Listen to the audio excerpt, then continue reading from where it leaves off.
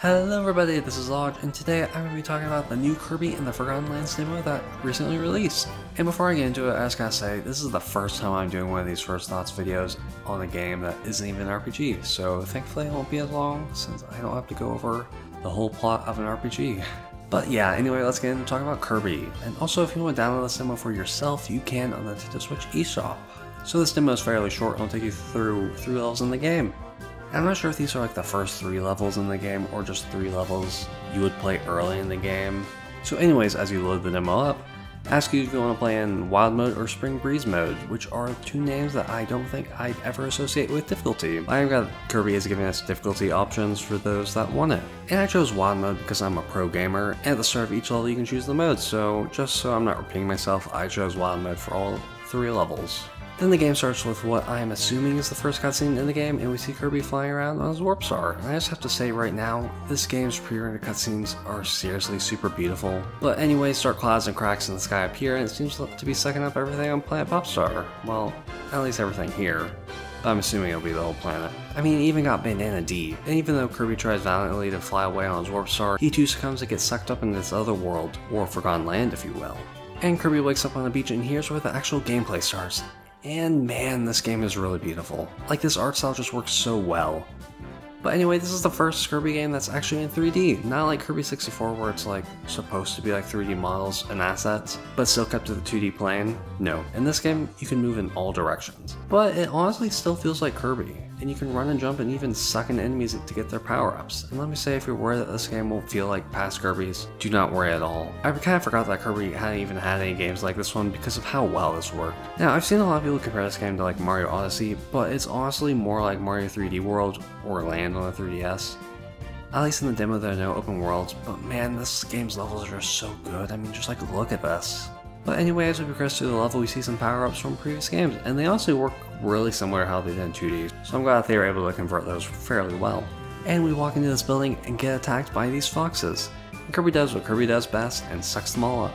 But he also sucks up a car, and we get introduced to this game's gimmick, Mouthful Mode, where Kirby sucks up large objects and has some of their abilities like driving a car, or a vending machine, or even a huge traffic cone. These new abilities really are just kind of fun gimmicks that don't really change up the way the game is played in any way. I mean, they could have just been new copy abilities, but I guess HAL Laboratories really wanted them to be visually different by having them be much larger. But honestly, it's a pretty cool gimmick overall. Anyway, after driving with the bomb hat on, we get another cutscene at Wild D's being taken and imprisoned by these foxes and even these birds. And also this flying mouse is also jailed. So we fight some enemies in this little battle arena that I think is supposed to be like in the previous games where the screen wouldn't move on until you kill all the enemies. And after taking care of them, we free the blue mouse and do a little dance just like the past games. The mouse says his name is Elefilin and that Kirby needs to help out the Wild D's, so we go and do that. And yeah, this is pretty much all the story we're really going to get in the demo, and the rest of the demo is just us going through these next 2 levels. And the level design is honestly pretty great. I mean, there are some secrets that just feel so nice to uncover.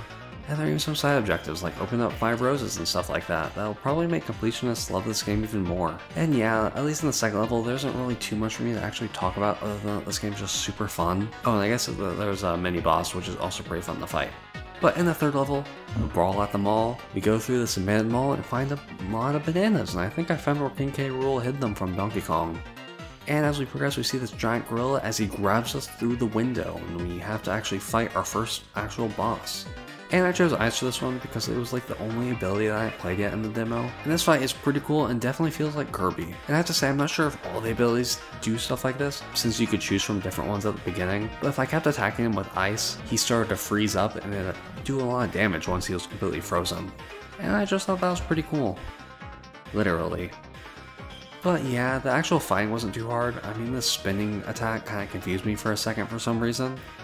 After beating him, that's the end of the demo. And you see a cool trailer for what's to come in the full game. And yeah, this demo is honestly super cute and really fun to play and made me much more excited for this game than I already was. And this demo is also pretty short, with me just clocking in under 30 minutes for my recording.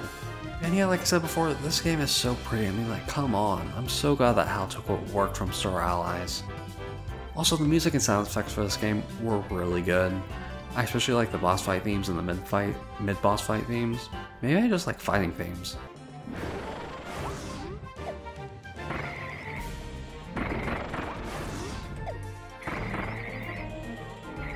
but you cannot tell me that the dance music at the end of an area is just not pure joy.